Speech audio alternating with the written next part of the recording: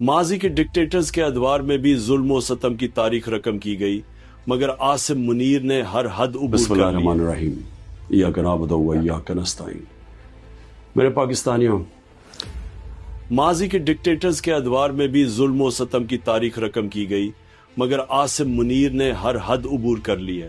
2 سال میں پاکستان میں سویلینز کے قتل عام کے 4 بڑے واقعات ہو چکے ہیں، جن میں پہلا 9 مئی، دوسرا 26 نومبر، تیسرا آزاد کشمیر اور چوتھا مرید کے قتل عام ہے۔ اپنی ہی عوام پر ایسا ظلم کسی بھی مہذب معاشرے میں نہیں ہوتا۔ سب سے زیادہ باعث تکلیف بات یہ ہے کہ ان تمام واقعات میں کوئی بیرونی دشمن نہیں، بلکہ اپنی ہی پولیس، رینجرز اور پیرا ملٹری فورسز کے ہاتھوں اپنے ہی ہم وطن کو بے دردی سے شہید کیا گیا ہے، جو سوشل میڈیا پر گردش کرنے والی ویڈیوز سے ثابت ہے۔ مجھے اس بات کی بھی بہت تکلیف اور افسوس ہے کہ قتل عام کے جتنے بھی واقعات ہوئے، نہ تو ان پر کوئی جوڈیشل کمیشن بنا، نہ کوئی انکوائری ہوئی اور نہ ذمہ داران کو سزا سنائی گئی۔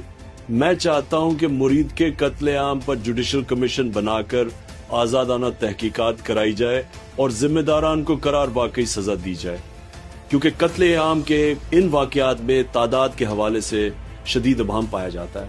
جیسا کہ مرید کی واقعہ میں سرکاری معلومات کے مطابق 4 مظاہرین جان سے گئے، جبکہ متاثرہ فریق کے مطابق حقیقی تعداد 400 سے 600 تک ہے۔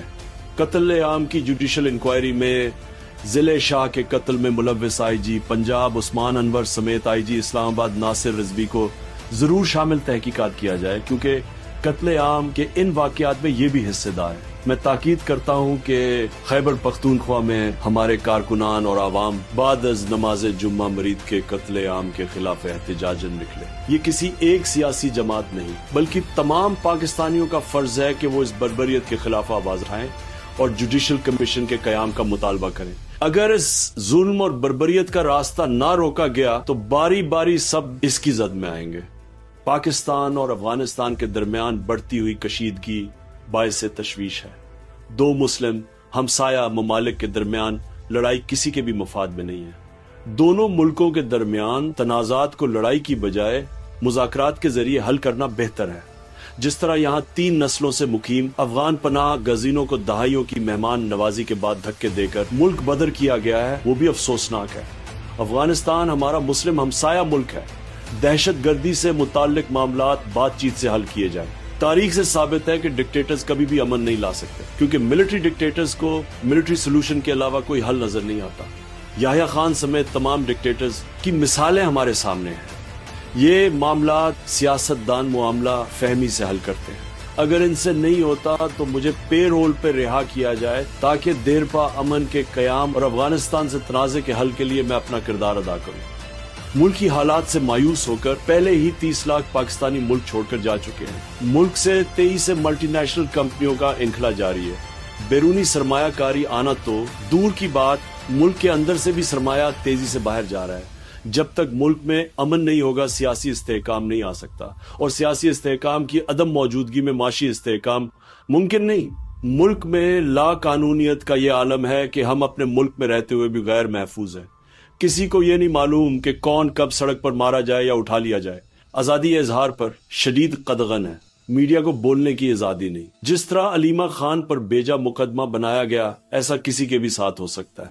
پاکستان زندہ باد۔ A very quick message on Imran Khan's AI-based post and his tweet of 15th October. 2 things need clarification. One, that in his tweet he has said that the official estimate of people dying in the Murid K incident is 4, whereas other sources, including the affected party, has said between 400 to 600, and American journalist, and I would say that in his interview on Breaking Point, American journalist Ryan Grim estimated the death toll to be as much as 1,000. That needs to be clarified. Second thing that needs to be clarified is the parole thing.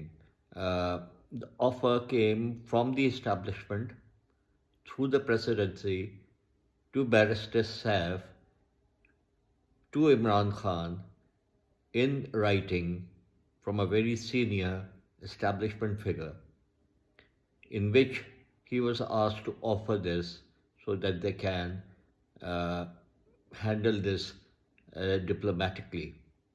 Being a statesman and being a person who puts Pakistan and the people of Pakistan ahead of himself and other interests, which are his party interest, his family interest, and his personal interest ahead of the Pakistan people.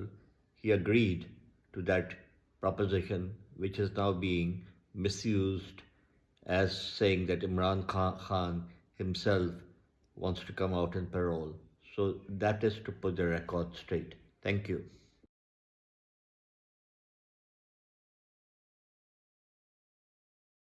एक आदमी का जिक्र कर सकता हूँ, अशरफ अब्बासी उनका नाम है। तकरीबन 45 साल की उम्र थी। वो टीएलपी के कारकुन थे, वहाँ गए, गोली लगी, शहीद हो गए। उनकी मैयत लाहौर ले जाई गई। वहाँ से आके पंजाब पुलिस ने मैयत ले ली और कि नहीं ये हम नहीं देंगे, पहले आप पता नहीं हमें गारंटी देंगे, आप पर्चा नहीं दर्ज करेंगे। बहुत सी बातें उनके ख़ानदान को बोली गई। उसके बाद वो चूँकि यहाँ इस्लामाबाद के अंदर रहते हैं, यहाँ पर आगे फैमिली पर दबाव था कि आप ये काम नहीं कर सकते, ये आप तदफीन, हम आपको लाश नहीं देंगे जब तक आप हमसे वादा नहीं करेंगे, और तो उसमें 2 घंटे में आपको, बड़ी अजीब अजीब शराइत।